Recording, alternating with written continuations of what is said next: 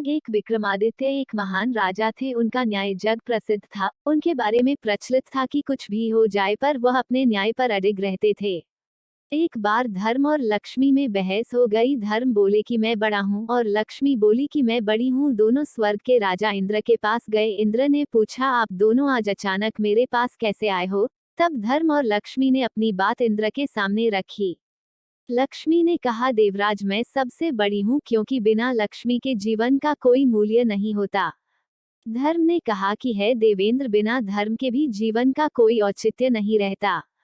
इसलिए हम चाहते हैं कि आप हमारा न्याय करें और बताएं हम दोनों में कौन सर्वश्रेष्ठ है। देवराज इंद्र धर्म संकट में आ गए। उन्होंने सोचा कि मैं कैसे यह बताऊं कि कौन सबसे सर्वश्रेष्ठ है। यदि मैंने लक्ष्मी को सर्वश्रेष्ठ बता दिया तो मैं धर्म से चला जाऊंगा और यदि मैंने धर्म को सर्वश्रेष्ठ बता दिया तो मैं लक्ष्मी विहीन हो जाऊंगा। उन्होंने बहुत सोचा पर कुछ हल उनके दिमाग में नहीं आया। आखिर में उन्होंने दोनों को कहा कि मुझसे भी ज्यादा न्यायप्रिय धरती पर एक राजा है, उसका नाम विक्रमादित्य है। आप दोनों उसके पास जाओ और उससे अपना न्याय करवाओ। वह आप दोनों का न्याय बड़ी सरलता से कर देगा। लक्ष्मी और धर्म दोनों पृथ्वी लोक पर आ गए। दोनों राजा विक्रमादित्य के पास पहुंचे और बोले, हे राजन, आप हमारा न्याय करें। राजा विक्रमादित्य बोले, ठीक है, पहले आप दोनों अपना अपना किस्सा मुझे सुनाओ, फिर मैं दोनों का किस्सा सुनकर यह बताने में समर्थ हो जाऊंगा कि कौन आप दोनों में सर्वश्रेष्ठ कौन है। लक्ष्मी और धर्म ने अपनी अपनी बात राजा विक्रमादित्य के सामने रखी। लक्ष्मी बोली कि हे राजन, यदि मनुष्य के पास मैं ना रहूं तो उसका जीवन अर्थहीन हो जाएगा, इसलिए मैं खुद को बड़ी बता रही हूँ। तभी धर्म बोला, हे राजन, बिना लक्ष्मी के तो जीवन चल सकता है पर धर्महीन होने के बाद मनुष्य के जीवन का अर्थ समाप्त हो जाएगा। इसलिए हे राजन, आप हम दोनों का न्याय करें और बताएं कि हम दोनों में कौन श्रेष्ठ है। राजा विक्रमादित्य बहुत विद्वान थे। वह समझ गए कि यह एक अत्यंत कठिन न्याय है। यदि मैंने लक्ष्मी को बड़ा बता दिया तो मैं धर्म से विरक्त हो जाऊंगा और यदि मैंने धर्म को बड़ा बता दिया तो लक्ष्मी मुझसे रुष्ट हो जाएंगी। उन्होंने कुछ देर तक सोचा और निर्णय लिया कि यदि धर्म चला गया तो समझो सब कुछ चला जाएगा, इसलिए मैं धर्म को ही सर्वश्रेष्ठ बताऊंगा। आखिर में उन्होंने दोनों को कहा कि मेरे ज्ञान के अनुसार धर्म ही सबसे महान है। धर्म के बिना जीवन का कोई भी अर्थ नहीं रह जाता। लक्ष्मी एक बार ना भी रही तो भी काम चल जाएगा। राजा विक्रमादित्य के इस न्याय से लक्ष्मी उन पर क्रोधित हो गई और उनका सारा राज्य और धन वैभव सब गायब कर दिया। विक्रमादित्य दर दर के भिखारी हो गए। वह वहां से चलकर एक नदी के पास आए। सोचा चलो नदी से कुछ मछलियां पकड़ी जाए। उन्होंने नदी से कुछ मछलियां पकड़ी, फिर उन्हें भूनकर नदी के किनारे रख दिया ताकि स्नान के उपरांत मैं इन मछलियों को खाऊंगा। लेकिन जैसे ही वो नहाकर बाहर आए तो देखा सारी मछलियां जल में कूद गई। वह समझ गए कि यह सब लक्ष्मी के क्रोध के कारण हुआ है। वो कुछ नहीं बोले, भूखे ही वह अपनी बहन के यहाँ चल पड़े। उनकी बहन को वहां के लोगों ने बताया कि तुम्हारा भाई विक्रमादित्य तुमसे मिलने आ रहा है। बहन ने पूछा कि भाई कैसे आ रहा है? लोगों ने बताया कि वो फटेहाल वस्त्रों में पैदल आ रहा है। उसने कहा कि उसे घोड़ों के अस्तबल में ठहरने को कहो। विक्रमादित्य को घोड़ों के अस्तबल में ठहराया गया और खाने के लिए उन्हें चोकर की रोटी दी गई। वह समझ गए कि यह लक्ष्मी के नाराजगी का असर है, इसलिए उन्होंने वही जमीन में गड्ढा खोदकर वह रोटियां गाड़ दी और बोले कि हे धरती माँ, मैं जब दोबारा यहाँ आऊंगा तो आप यह रोटी इसी स्थिति में संभाल कर रखना।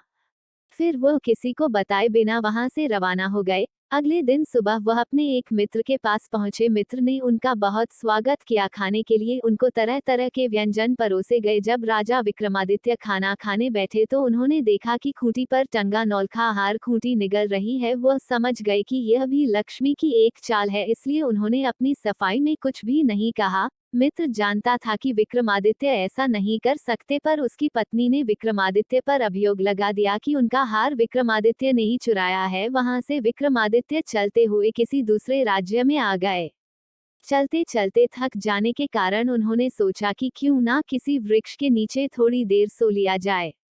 उधर उस राजा के यहाँ चोरों ने चोरी की थी। वह धन उन्होंने लाकर सोते हुए विक्रमादित्य के पास रख दिया।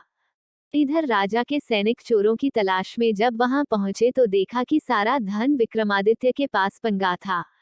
उन्हें समझ में आ गया कि यही चोर है। उसको पकड़कर राजा के पास ले गए। राजा ने पूछा कि क्या तुमने ही यह धन चुराया है? विक्रमादित्य ने कहा, राजन, यह धन मैंने नहीं चुराया है, पर उनको अपनी बात की सत्यता को सिद्ध करने के लिए कोई साक्ष्य नहीं था, इसलिए राजा ने सजा के रूप में उनके दोनों हाथ पांव कटवाने का हुक्म दिया। सैनिकों ने उनके दोनों हाथ पांव काट दिए और बाजार के बीचों बीच उन्हें फेंक दिया। साथ ही उनके पास एक जूता रख दिया गया और वहां लिख दिया कि जो भी उधर से गुजरे उन्हें 5 जूता अवश्य मारे, जो भी राही वहां से गुजरता उन्हें 5 जूते अवश्य मारता। एक बार उस राज्य का एक तेल निकालने वाला तेली उस राह से गुजरा जहां पर राजा विक्रमादित्य घायल अवस्था में पड़े थे। राजा ने उससे कहा कि हे मित्र, मेरे गांव पर मक्खियां बैठ रही हैं जो मुझे पीड़ा पहुंचा रही हैं, इसलिए यदि तुम मुझे थोड़ा सा तेल लगा दो तो तुम्हारा बहुत ही उपकार होगा। तेली हंसा और बोला, एक तो मैं तुम्हें जूते की सजा नहीं दे रहा हूं और ऊपर से तुम मुझसे तेल की आशा करते हो। राजन ने उनसे प्रार्थना की। वो एक दयालु व्यक्ति था, उसने थोड़ा सा तेल उनके घाव पर लगा दिया। उस दिन जब वह तेल बेचने गया तो उसका तेल शाम तक बेचने के बाद भी उतना का ही उतना रहा। उसे बड़ा आश्चर्य हुआ कि आज ऐसा क्या हुआ कि मेरे घट का तेल चुक ही नहीं रहा है।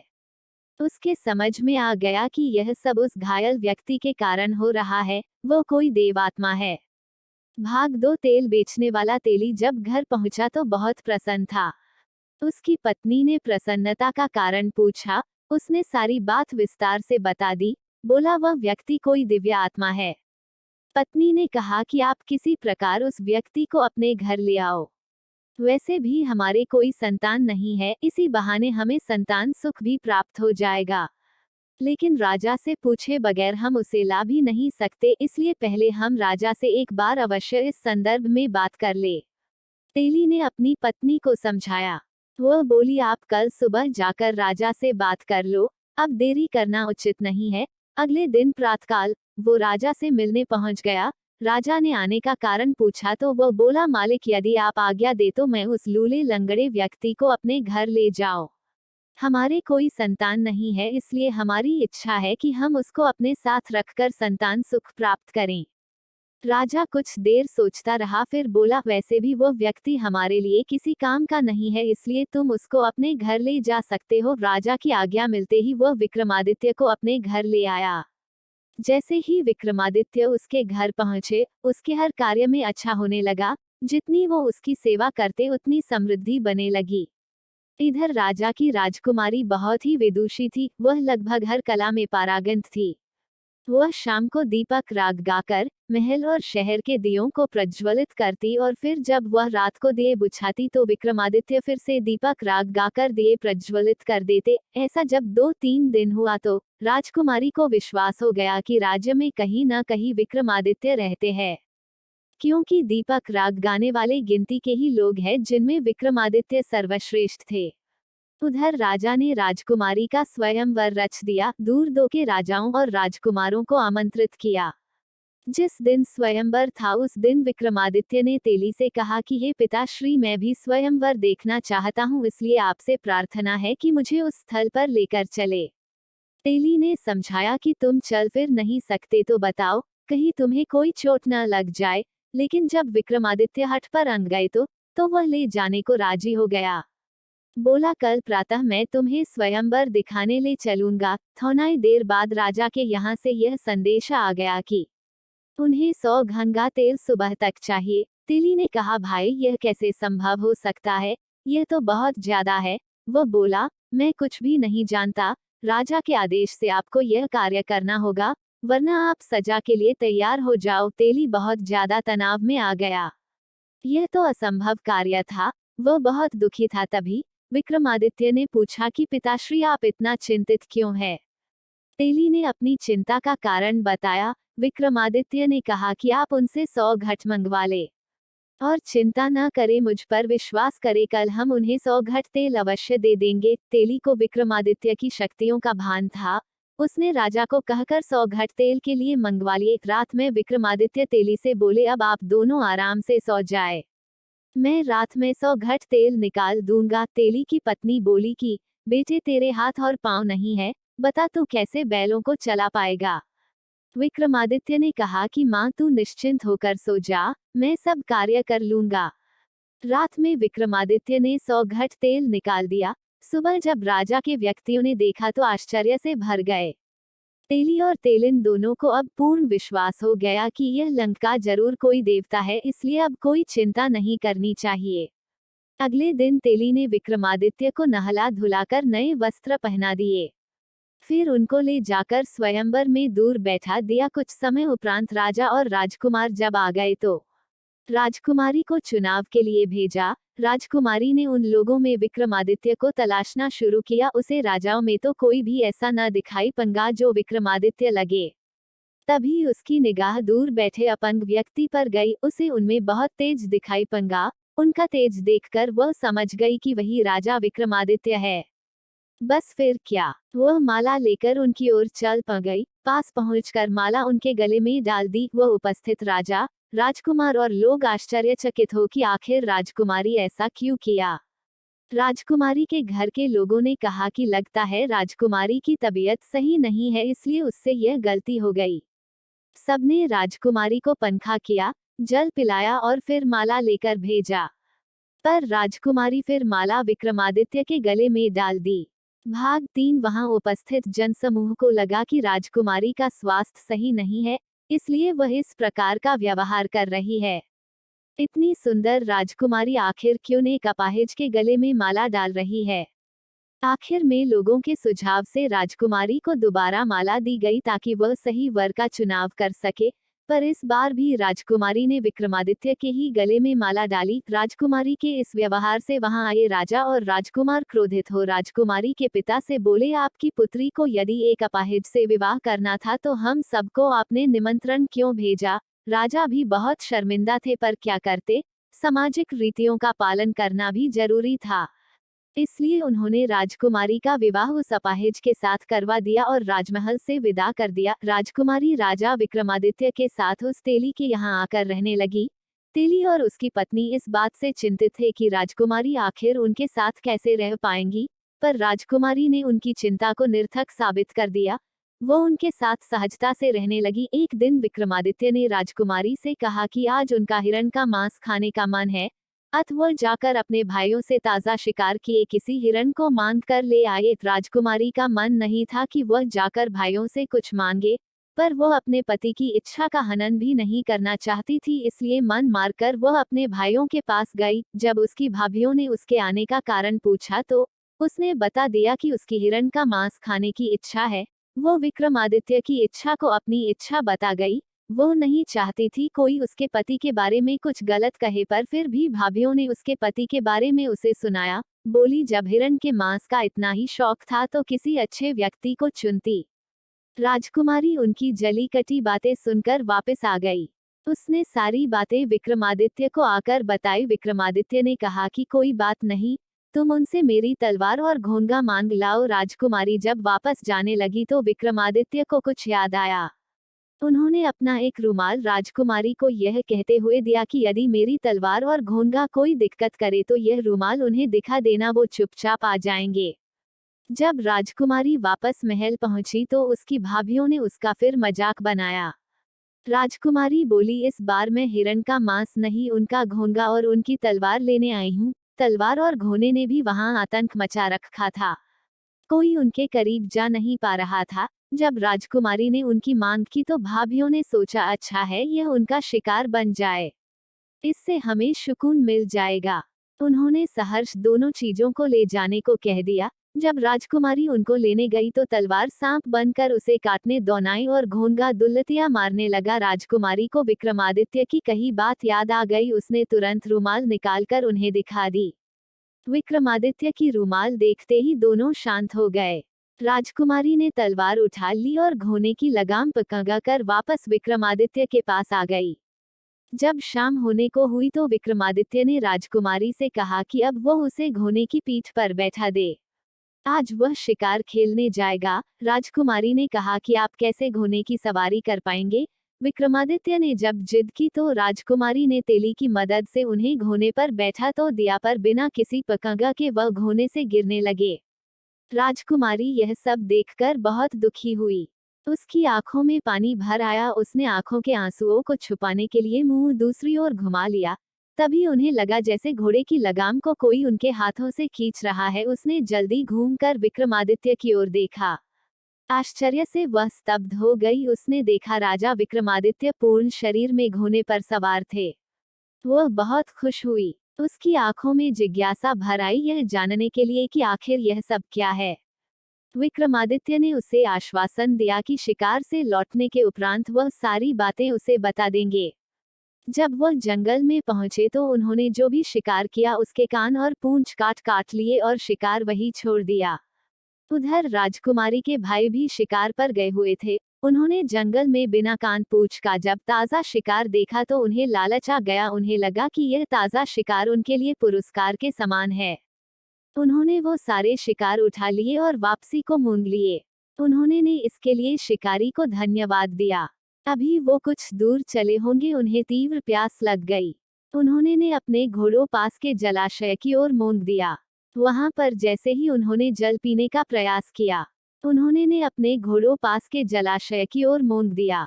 वहां पर जैसे ही उन्होंने जल पीने का प्रयास किया, एक आवाज ने उन्हें जल पीने से रोक दिया। उन्होंने आवाज की दिशा में देखा तो पाया कि एक योगी खंगा था।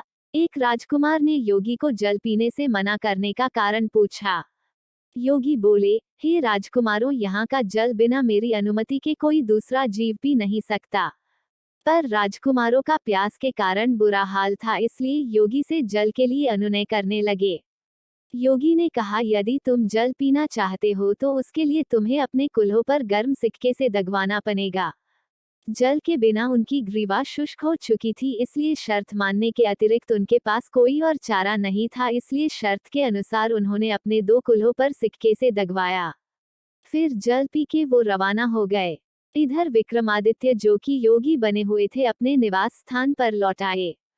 घर पहुंचते ही जिज्ञासा से भरे राजकुमारी तिली और उसकी पत्नी उनके चारों तरफ एकत्र हो गए। बोले, हे देवताओं की तरह दिखने वाले, तुम अपना परिचय देकर हमारे भीतर जन्मी इस उत्कंठा का शमन करो। राजा विक्रमादित्य को लगा कि अब इन्हें अंधकार में रखना सही नहीं है। बोले, हे धर्म पिता और माता, मैं राजा विक्रमादित्य हूँ। फिर उन्होंने अपनी आप बीती को संक्षेप में उन्हें बताया। जब उन्हें पता चला कि वो विक्रमादित्य है तो उनके चरणों में गिर पड़े और अनजाने में हुए अपराध की क्षमा प्रार्थना करने लगे। राजा विक्रमादित्य ने उन्हें समझाया कि वो उनसे नाराज नहीं है, अपितु उन लोगों ने अपने स्वजनों से ज्यादा अच्छा व्यवहार उनके साथ किया। अगले दिन प्रातः राजा विक्रमादित्य ने राजकुमारी को फिर राजमहल यह कहकर भेजा कि इस बार भी तुम अपने भाइयों से शिकार की मांग करना। यदि अनाकानी करे तो बोलना कि वो अपने उन शिकारों को केवल दिखा भर दे। जब वो शिकार को दिखाने पर राजी हो जाए और तुम्हें शिकार दिखा दे तो तुम उनसे पूछता कि उन शिकारों के कान और पूंछ कहाँ है। फिर विक्रमादित्य ने पिछली रात जंगल में घटी सारी घटना बता दी और एक थैला उन्हें थमा दिया। बोले, आखिर में तुम यह थैला उनके सामने पलट देना, फिर मेरे बारे में उन्हें बता देना। इस बार राजकुमारी बिना किसी संकोच के ही भाइयों के घर चल गई। इस बार भी वही परिस्थितियां जन्मी जो पिछली बार थी। पर अंत में जब उन्होंने रीगें हाँकनी शुरू की तो राजकुमारी ने वह थैला जो विक्रमादित्य ने उन्हें दिया था उनके सामने पलट दिया। थैले में भरे कान और पूंछ नीचे बिखर गए। भाभियों ने आश्चर्य से पूछा कि यह सब क्या है। तब राजकुमारी बोली कि आप अपने पतियों से ही पूछो और उनसे पूछो कि कल रात पोखर का जल पीने का उन्होंने ने क्या भुगतान किया है। जब भाइयों की पत्नियों ने उनसे पूछा तो सबने पिछली रात की सारी घटना बता दी। भाभियों ने आश्चर्य से राजकुमारी से पूछा कि उसके पास यह कान पूंछ कैसे आए तो उसने बताया कि वह योगी और कोई नहीं, स्वयं उसके पति थे। भाभियों ने व्यंग्य से कहा कि यह कैसे संभव हो सकता है, एक अपाहिज ये सब कैसे कर सकता है। तब राजकुमारी ने बता दिया कि जिसे अपाहिज कह रहे हो वो राजा विक्रमादित्य है। राजा विक्रमादित्य का नाम सुनते ही महल में खलबली मच गई। यह सूचना राजा को जब मिली तो वो भी घबरा गए। आखिर उन्होंने ने ही विक्रमादित्य को दंड दिया था। राजा, राजकुमार और मंत्रीगण सभी तेली के घर की ओर दौड़ पड़े। राजा और राजकुमार सभी राजा के पैरों में गिरकर क्षमा याचना करने लगे। राजा ने उन सबको कहा कि आप लोग दुखी न हो, यह मेरे धर्म की परीक्षा थी, इसलिए आप लोगों की मति घूम गई थी।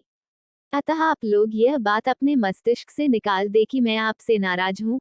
सब खुश हो गए और राजा को अपने महल ले गए। उनकी खूब आवाभगत की। कुछ दिन वहां रहने के उपरांत राजा ने वहां से विदाई ली और पूरे साजो सामान से राजा ने उन्हें विदा किया। भाग 4 विक्रमादित्य उस राज्य से माल असबाब के साथ रवाना हुए। राजा ने भी उन्हें भरपूर सामान दिया। सैनिकों ने पूछा कि राजन अब हम किस ओर चले, तो विक्रमादित्य ने कहा कि आप लोग मेरी बहन के घर की ओर चलो। जब वो लोग विक्रमादित्य की बहन के नगर के पास पहुंचे तो बहन को भी उसके गुप्तचरों से समाचार प्राप्त हो गया कि उसका भाई विक्रमादित्य आ रहा है। उसने अपने कर्मचारियों से पता किया कि विक्रमादित्य किस परिस्थिति में है। गुप्तचरों ने बता दिया कि वह पूरे लावलश्कर के साथ आ रहा है। बहन ने तुरंत राज्य कर्मचारियों से उनके भव्य स्वागत के लिए कहा और बोली उसे विशेष महल में ठहराया जाए। जब विक्रमादित्य पहुंच गए तो बहन उनके लिए बेहतरीन व्यंजन बनवाकर उनके स्वागत में पहुंची। राजा विक्रमादित्य ने वह भोजन करने से मना कर दिया और बहन को लेकर वह गौशाला में पहुंचे। एक जगह जमीन खोदकर उन्होंने सूखी रोटियां निकाली जो उस समय बहन ने उनके लिए खाने को भेजी थी जब उन पर लक्ष्मी रुष्ट थी। बहन बहुत शर्मिंदा हुई। उसने अपने किए पर शर्मिंदगी जताई, लेकिन विक्रमादित्य ने कहा, बहन मुझे इस बात का कोई भी दुख नहीं है, पर तुम्हें संबंधों की मर्यादा का पालन करना था। अगले दिन वो वहीं से रवाना हो गए। अपने कर्मचारियों से मित्र के द्वारा खाने को कहा। जब वह मित्र के घर पहुंचे, तुम्हारी वह विभा यह देख बहुत खुश हुआ है। जाप से अनुरोध है कि आप आज रात कम से कम मेरो आतिथ्य स्वीकार करे। विक्रमादित्य ने कहा कि मित्र, मुझे खुद को भी तुम्हारे यहाँ रुकने की इच्छा थी। वह विक्रमादित्य को लेकर अपने विशेष कक्ष में पहुंचा। वहां दोनों मित्रों के बीच पुराने दिनों की चर्चा हुई। रात को खाने के समय विक्रमादित्य को वही भोजन परोसा गया जहां पर खूंटी ने हार निगला था। विक्रमादित्य ने जैसे भोजन करना शुरू किया, ... खूंटी ने हर निवाले के साथ हार को उगलना शुरू किया। विक्रमादित्य ने जैसे ही भोजन समाप्त किया, रानी का नौलखा हार खूंटी पर टंगा दिखाई पंगा। तभी राजा की निगाह खूंटी पर गई तो वहां उन्हें खोया हुआ नौलखा हार टंगा दिखा। राजा आश्चर्य से भर उठे। रानी से बोले कि यह कैसी अनोखी घटना है। उद्धरण / इस हार की चोरी का इल्जाम तुमने मेरे मित्र विक्रमादित्य पर लगाया था। तब मैंने तुम्हें कहा था कि ऐसा कार्य मेरा मित्र विक्रमादित्य नहीं कर सकता, जो दुनिया की तकलीफों को हरता रहता है। क्या वह एक तुच्छ हार के लिए इतना गिर सकता है? जाओ अपना हार ले लो। रानी को अपने वारा किए गए कार्य पर बहुत शर्मिंदगी हुई। उसने हाथ जोड़कर विक्रमादित्य से क्षमा मांगी। बोली, हे राजन, मेरी मति को उस समय न जाने क्या हुआ था।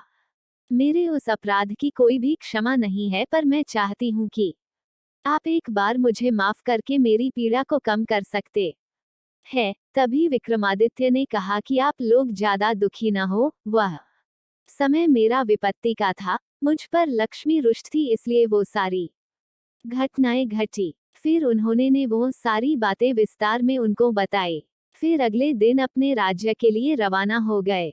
जब वो अपने राज्य में पहुंचे तो नगर के मुख्य द्वार पर उन्हें मिल, तुम्हें जो दंड दिए उसके लिए क्या पुत्र अपनी दक्षमा नहीं कर सकता? विक्रमादित्य लक्ष्मी के पाची बोले, हे माँ, आप ऐसी बात ना करे। आपकी परीक्षा से मेरा और भी निखार हो गया, इसलिए मैं आपका आभारी हूँ। विक्रमादित्य के विनम्रता से माँ लक्ष्मी बहुत प्रसन्न हुई और बोली, हे विक्रमादित्य, मेरा तुमको आशीर्वाद है। जब तक दुनिया रहेगी लोग तुमको नहीं भूल पाएंगे। आशीर्वाद देकर माँ लक्ष्मी अंतर ध्यान हो गई। राजा अपने नगर में पहुंचकर सुख से जीवन व्यतीत करने लगे। भाग 5 एक बार राजा विक्रमादित्य आखेट करते हुए बहुत दूर निकल गए। उनके साथ राज्य के कुछ विशेष व्यक्ति थे। उनके सेनापति और मंत्री भी उनके साथ थे। शिकार करते दो वो लोग थक गए कुछ, और शाम भी होने को नजदीक थी, इसलिए विक्रमादित्य ने सबको कहा कि किसी रहने की जगह की तलाश करे। ... हम कल अपने गांव को, राज्य को लौटेंगे। सब किसी रिहायशी इलाके की तलाश में चल पड़े। कुछ दूर चलने पर उन्हें एक गांव दिखाई पड़ा। देखकर सबको खुशी और राहत मिली। चलो अच्छा हुआ कि रात बिताने के लिए गांव मिल गया। सेनापति ने सबसे कहा। सबने उनकी हाँ में हाँ मिलाई। जब सब गांव में पहुंचे तो अंधेरा होने को था। इतने लोगों को अस्त्र शस्त्र के साथ गांव में आने से गांव वाले भयभीत हो गए, पर जब उन्हें पता चला कि राजा विक्रमादित्य है तो चारों ओर हर्षोल्लास का वातावरण हो गया। गांव का मुखिया गांव के लोगों के साथ उनके स्वागत को दौड़ता आया। राजा ने जब सबको आते देखा तो आगे बका हर व्यक्ति से मिले कि इसी खूबी के कारण लोग उन्हें पसंद करते थे। Vikramaditya dot dot dot dot आदर के सबके रहने की साथ मुखिया विक्रमादित्य को अपने घर ले गया। व्यवस्था की और अपने घर भोजन बनवाया। जब सबने भोजन कर लिया तो राजा विक्रमादित्य बाहर आकर बैठ गए।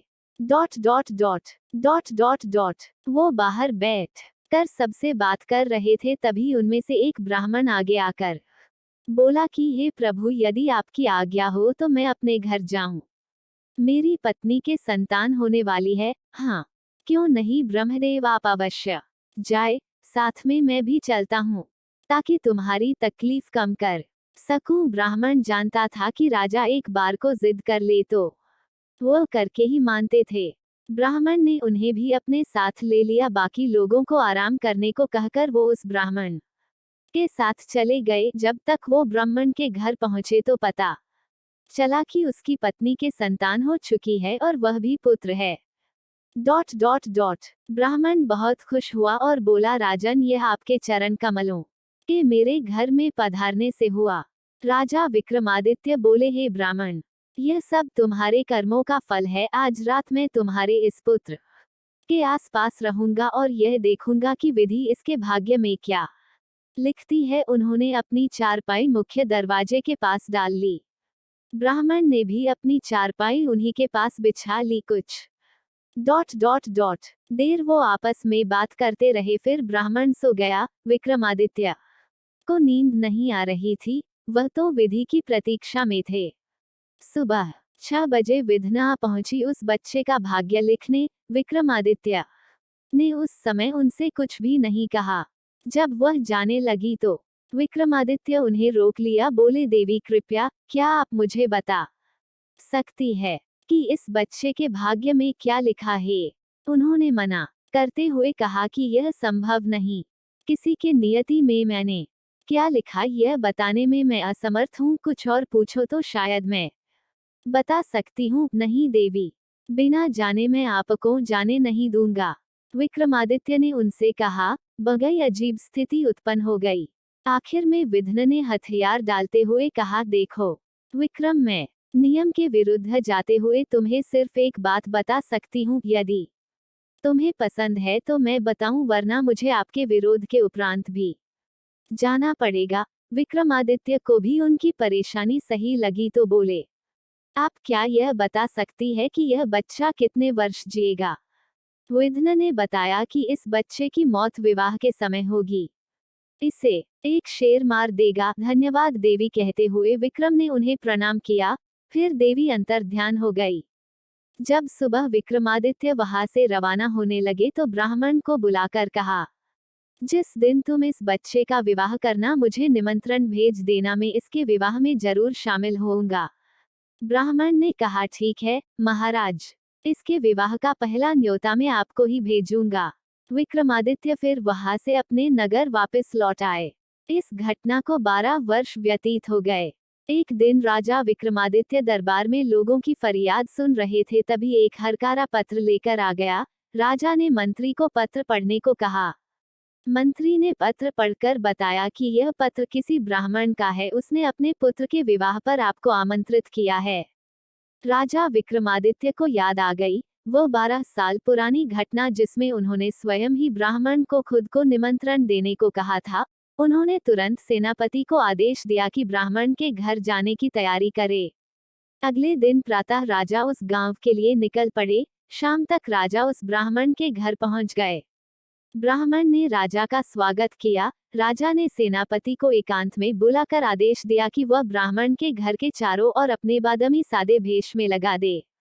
कोई चिड़िया भी भीतर प्रवेश न कर सके, लेकिन इस बात का ध्यान रखे कि किसी को भी यह पता न चले कि हम ऐसा कर रहे हैं। महाराज, क्या मैं जान सकता हूँ कि किस प्रकार की समस्या आने वाली है? अभी तुम थोड़ा धीरज रखो, मैं शीघ्र ही तुम्हें अपनी बात बता दूंगा। सेनापति अपने कार्य में मुस्तैद हो गया। बारात रवाना होने की बेला आ गई। अभी तक कोई दुर्घटना नहीं घटी। राजा ने मन में ठान लिया था कि वह नियति को बदल कर ही मानेंगे। बारात रवाना हो गई। दूल्हा पालकी में बैठ गया। सेनापति और राजा दोनों अपने अपने अश्वों पर सवार होकर पालकी के साथ चल रहे थे। अचानक पालकी से दूल्हे के चिल्लाने की आवाज आने लगी। राजा ने कहारों से पालकी नीचे रखने को कहा। जैसे पालकी रखी गई तो राजा स्वयं भागकर पालकी के पास गए। पर्दा उठाकर देखा तो पाया दूल्हा बेहोश था। भीतर कुछ भी नहीं था। राजा सोचने लगे कि आखिरी हुआ क्या जिसके कारण दूल्हा मूर्छित हो गया। तुरंत वैद्य को ढूंढा गया। वह जल्दी मिल गए क्योंकि वो भी बारात में शामिल थे। उन्होंने दूल्हे की जांच की। वह चौंक उठे जब उन्हें दूल्हा मृत मिला। उन्होंने राजा से कहा कि दूल्हे की मृत्यु हो चुकी है। राजा हैरान हो गए। आखिर जब इसकी मौत शेर के कारण होनी थी तो यह पालकी में बैठा बैठा कैसे मर गया? उन्होंने दोबारा पालकी का निरीक्षण किया तो पाया पालकी में पर्दे के पीछे एक शेर का चित्र था। राजा को विश्वास हो गया कि यही शेर इसकी मृत्यु का कारण हुआ है। मतलब नियति की विजय हो गई, पर राजा अपने निश्चय पर अडिग थे। उन्होंने ब्राह्मण को कहा कि तुम इसके शरीर को वैद्य की सहायता से सुरक्षित रखो। मैं शीघ्र इसके सही होने का उपाय करता हूँ। और यह बात कोई कहता तो लोग विरोध करते, पर यह बात स्वयं विक्रमादित्य ने कही थी तो वह झूठी होने की संभावना न के बराबर थी। वैद्य ने उसके शरीर को औषधियों का लेप लगाकर रख दिया और राजा विक्रमादित्य उसके लिए औषधि की तलाश में निकल पड़े।